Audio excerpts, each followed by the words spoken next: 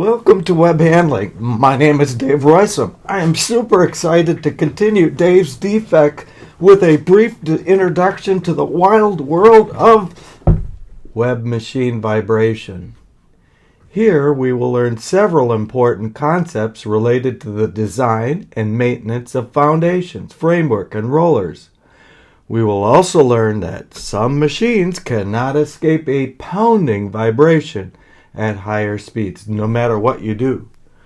Most of all, that we will learn that vibration is almost always a complicated problem. Study the literature and don't be afraid to call for experienced and expert help. Here we will just outline a few of the scores of issues you may run into. Because the issues are so complex and so numerous, we will not be able to go into any detail on any one of them here.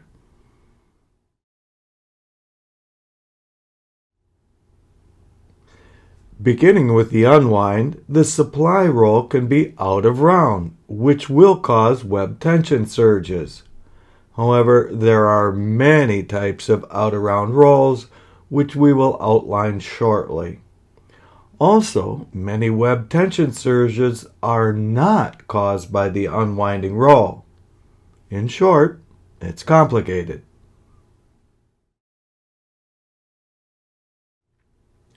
Also on the unwind, also causing web tension surges is unwind stand vibration. Out of round rolls are almost always out of balance, so that is one major vibration forcing function.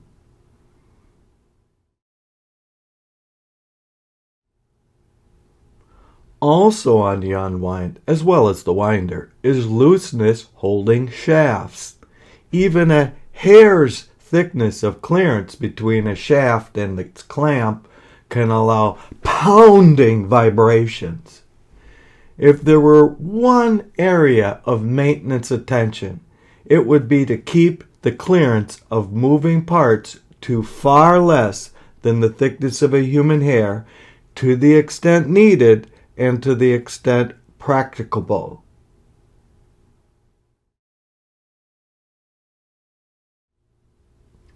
Also on the unwind, as well as the wind-up, is the ubiquitous problem of loose-fitting cores. To make a long story short, if your operators do not occasionally complain of the difficulty getting the shaft in or out of the cores, then the fit may be too loose.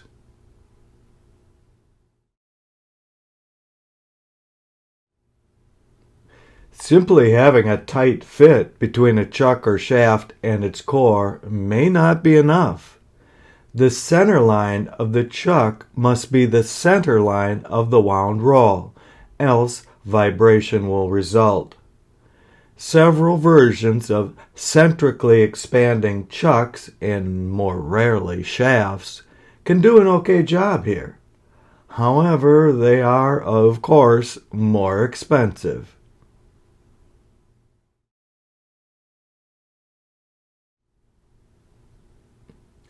Roll wobble is a common complaint of operators and customers alike. Often this is speed limiting and can cause process issues as well. Roll wobble is not a single cause, but rather a half dozen totally different causes that have a similar look and effect. We covered some of them earlier.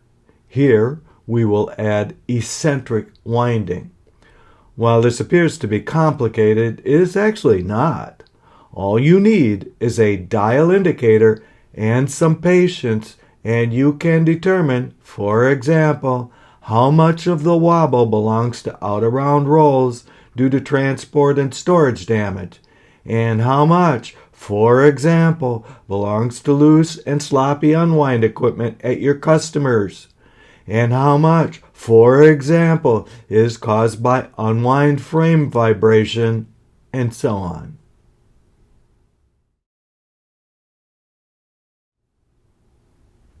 Machine framework design is a subject I spent several years studying.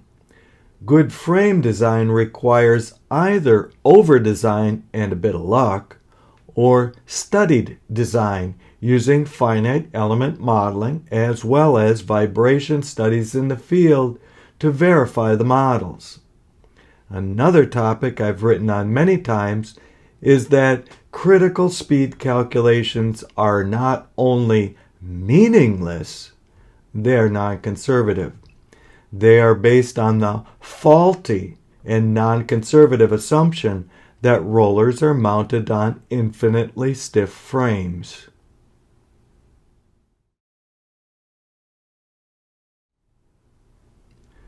The foundation that the frame is mounted to also matters, especially for equipment larger than an automobile or equipment that runs at higher speeds.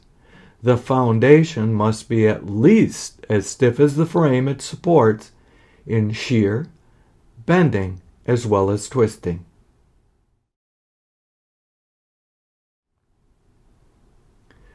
Foundation design has often been done by civil engineers who only considered loading.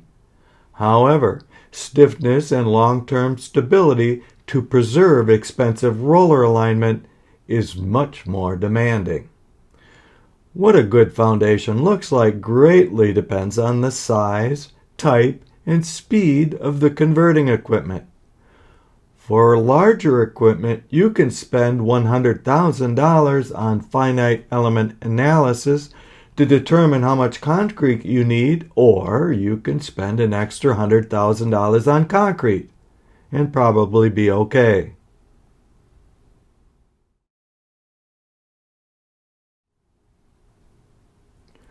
When we get to wound roll vibration, life takes a giant leap in complexity. That is because the wound roll itself is the most important mass in motion, and the wound roll itself is the softest spring in the system, and the wound roll itself is the source of the imbalance or eccentricity forcing functions. With the exception of tiny improvements in tightness, very few of the parameters of the winding roll are easy to change. Worse yet, wound roll vibration is often self-exciting, as was taught by David Daly more than a half a century ago.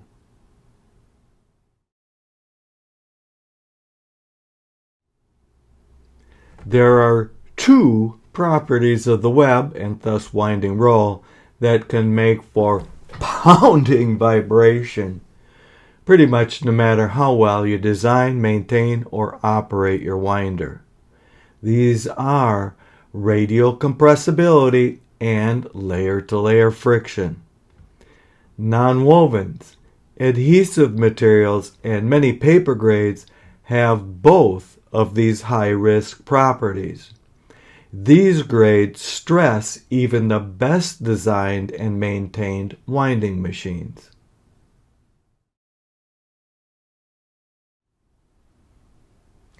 All winders vibrate, and high-speed winders inevitably pass through dozens of resonances before they get to speed. A simplified version of 4 of these are shown here.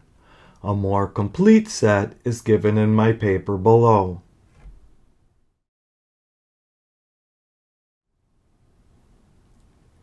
Many people, including myself, have studied vibration for years.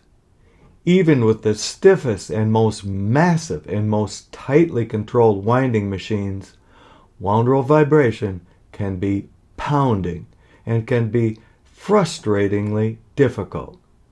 Many things have been tried, as shown in the summary list.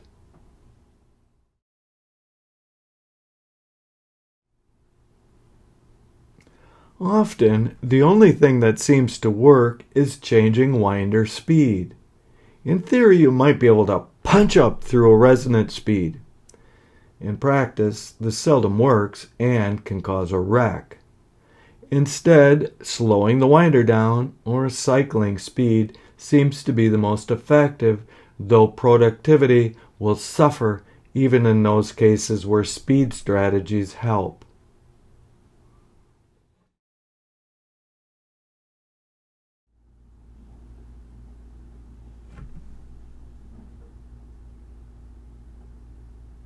So, in summary, if the boss is looking for someone to be on the vibration team,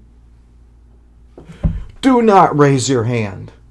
This is a super complicated problem with very, very few success stories, especially when wound roll vibration is involved. Also, please consider carefully when contracting vibration studies. Often these result in data, but seldom do they result in understanding or useful recommendations. However, if you do get voluntold by your boss, do your homework first. I teach about vibration in a couple of the modules of my Web101 courses. Also, I have a bit on the subject in my roller book. Finally, you will find a lot of information on the subject by searching the free and easy Roysum library by Abbott App. There are over 100 publications, including at least one PhD thesis on vibration. Listed here are a favorite 4 of these publications.